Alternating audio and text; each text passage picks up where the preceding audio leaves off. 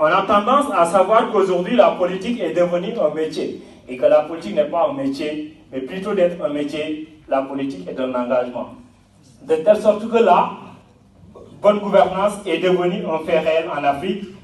Et quand on a quelque chose à gérer à la fin de la gestion, on se doit de rendre compte de sa gestion. Et si la gestion est nébuleuse, la justice se doit de saisir pour clarifier les choses. Ce qui fait que, au lendemain de cette alternance, vous allez constater avec moi que des hommes ou bien des leaders qui ont eu à gérer des affaires publiques pour refuser ou bien pour s'empêcher d'être emprisonnés vont trahir leurs convictions pour s'allier avec le nouveau régime. L'objectif, c'est de ne pas être emprisonné. Et donc, dès le moment où on a eu à gérer des richesses d'un pays, et on sait que si on s'allie avec le pouvoir, la justice ne va pas s'autosaisir pour nous emprisonner, on est dans ce qu'on appelle la malgouvernance. Et à partir de ce moment, on assiste à ce qu'on appelle une justice sélective. Et dès le moment qu'une justice est sélective, ça devient également un obstacle à la bonne gouvernance. Donc tous ces facteurs, ou bien tous ces phénomènes ont fait aujourd'hui de nos pays ce qu'ils sont devenus aujourd'hui. Parce que la gouvernance des affaires publiques impacte sur le développement d'un pays. La gouvernance sur les gestions des affaires publiques d'un pays impacte également sur la transformation, qu'il soit politique, qu'il soit économique, qu'il soit social, qu'il soit sanitaire. Donc ce qui veut dire aujourd'hui, plus que les biens publics sont gérés, plus que les politiques publiques sont bien gérées, plus que l'État puisse arriver donc à un développement qui va faire de lui un pays développé.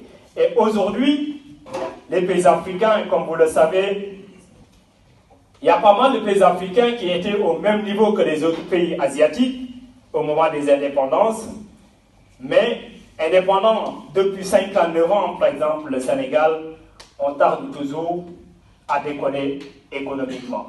Et donc si vous constatez avec moi, vous allez constater que ce retard est dû au fait de la malgouvernance qui secoue généralement les pays africains et en exemple le Sénégal qui constitue l'objet du débat d'aujourd'hui.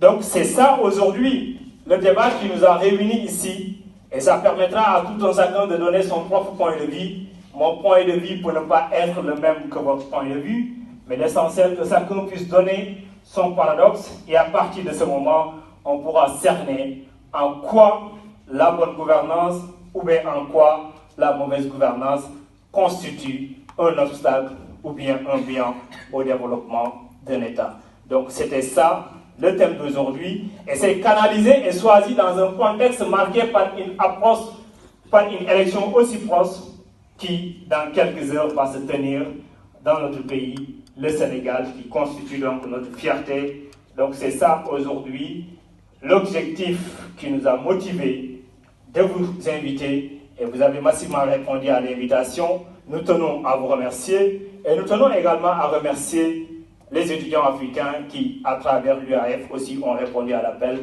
Mesdames, mesdemoiselles et messieurs, chers frères et sœurs, voici aujourd'hui le thème du débat. Tout un chacun est libre de donner son propre point de vue. Je vous remercie.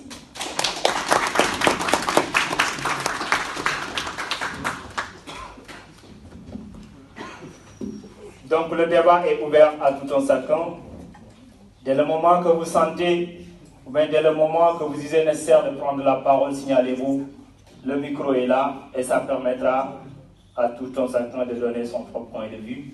Donc c'est un débat qui est ouvert à tout le monde. Merci encore une fois.